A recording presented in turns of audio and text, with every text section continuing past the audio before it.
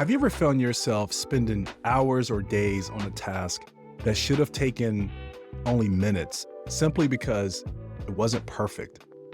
Or maybe you've missed out on opportunities because you felt you weren't ready.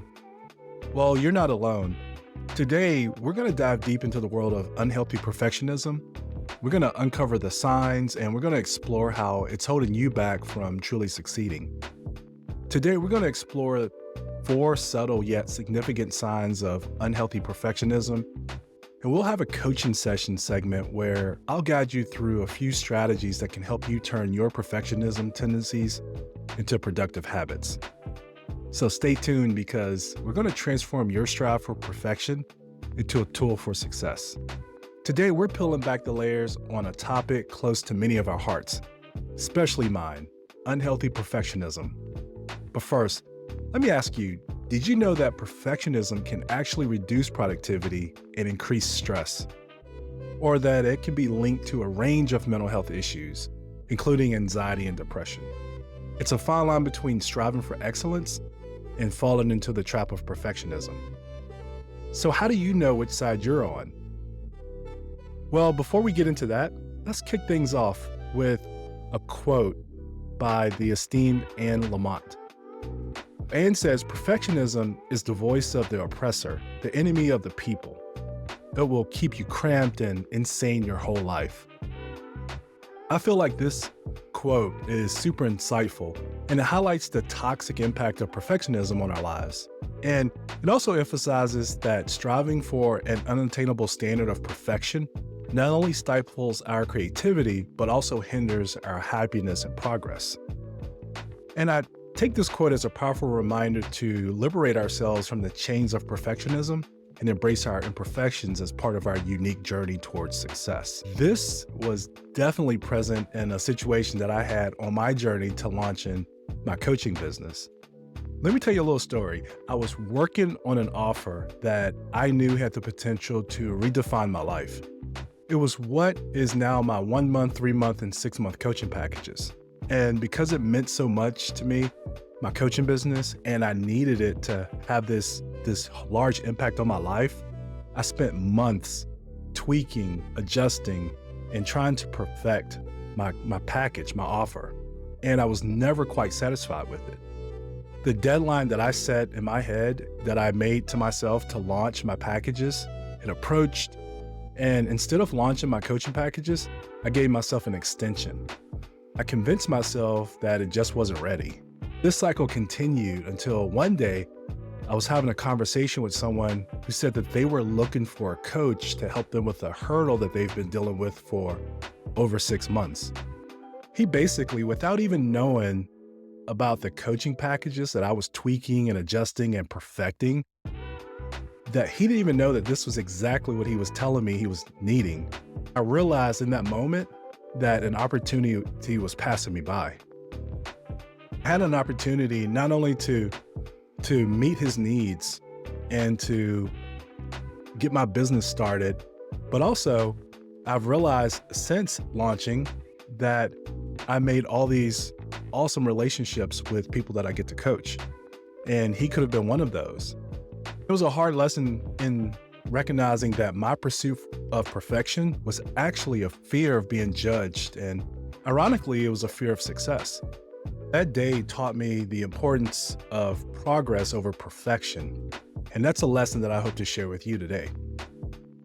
Oh, and by the way, my coaching packages, those ones I was trying to tweak and get perfected, those were and still are a hit with many of my clients. Who knows how much money I lost trying to perfect them before launching. Now, you might be wondering, how exactly does unhealthy perfectionism manifest in my daily life? And what can I do to identify and change these patterns?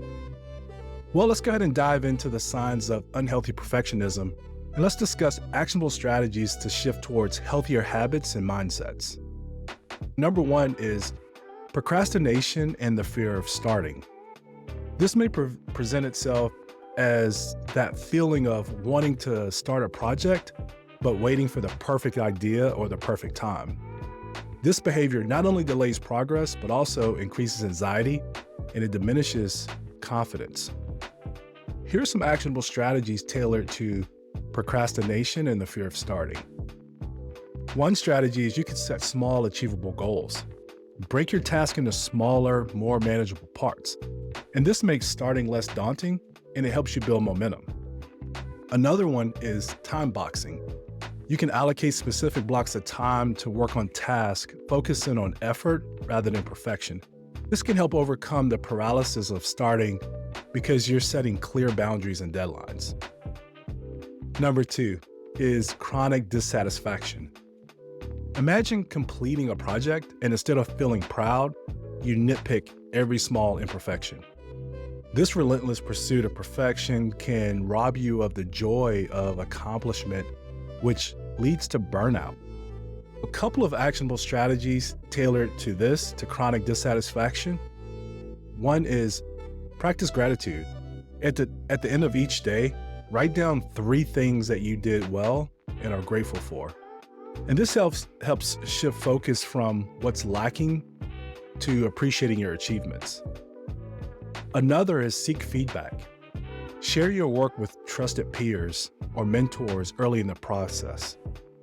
And you got to make sure that these peers and mentors that you share this with, that they aren't perfectionists also, because it's not going to help you if they are. But you'll see that constructive feedback can help you see the value in your work and reduce the urge to make it perfect. Number 3 is the fear of failure. Perfectionism often masks a deep fear of failure, and this fear can be paralyzing, which prevents you from taking risks and trying new things. Both of those are essential components of growth and success. So here are actionable strategies tailored to the fear of failure. One strategy is to reframe failure. So you view failures as learning opportunities.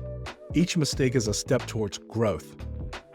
And this is when you ask yourself, what can I learn from this experience?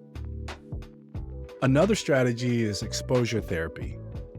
This is where you gradually expose yourself to small risk or potential failures in controlled environments.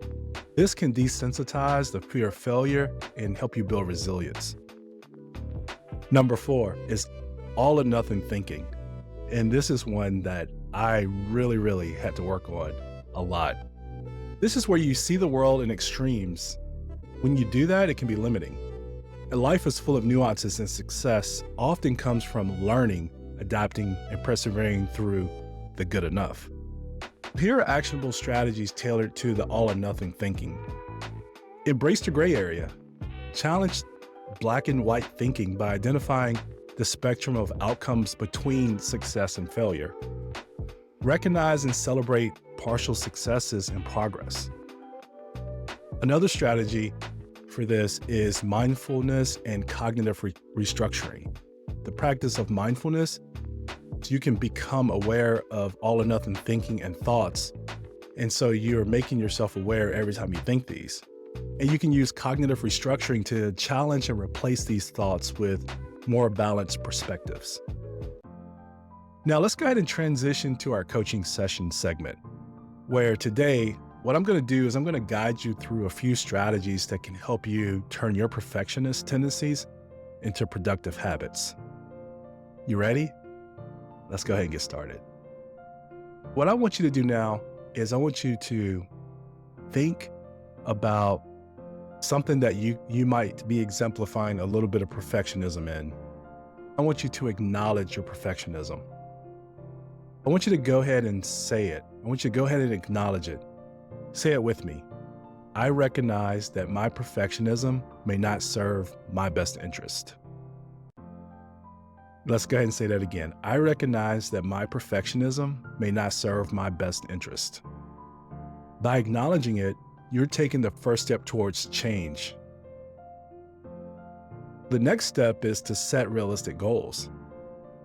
Now, what I want you to do is I want you to think about a project or a task that you've been putting off because you wanted it to be perfect.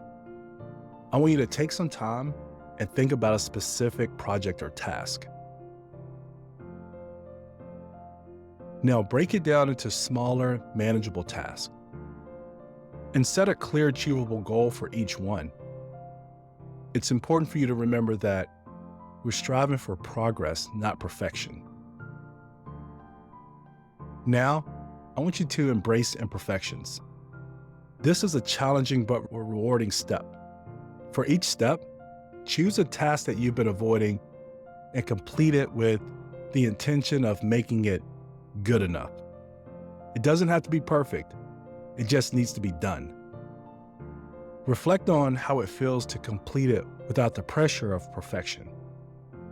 Once you've done that, we can transition to step 4, which is where we challenge all or nothing thinking. Think of a recent situation where you saw things in black and white. Now let's find the gray area. Ask yourself, what's something positive that can come out of the situation? Focusing on progress and lessons learned helps shift your perspective.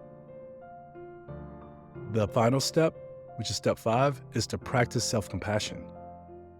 What would it look like and sound like to speak to yourself as you would to a friend struggling with the same issue? Remind yourself, I am doing my best, and that is enough. Now, I want you to really challenge yourself and make sure that you are really doing your best. Because when you say that to yourself, let's go ahead and use your personal integrity. Now you can have honor and say, I am doing my best, and that is enough. Celebrate the effort, not just the outcome.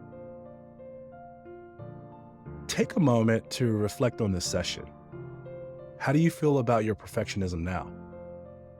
Remember, this is a journey. You're not alone. Each small step you take is a victory. I want you to remember that your value is not measured by your achievements or the flawlessness of your work. It's measured by the courage that you show in facing your fears. It's measured by the resilience you demonstrate in overcoming challenges and the compassion you have for yourself and others. Perfectionism can be a tough habit to break.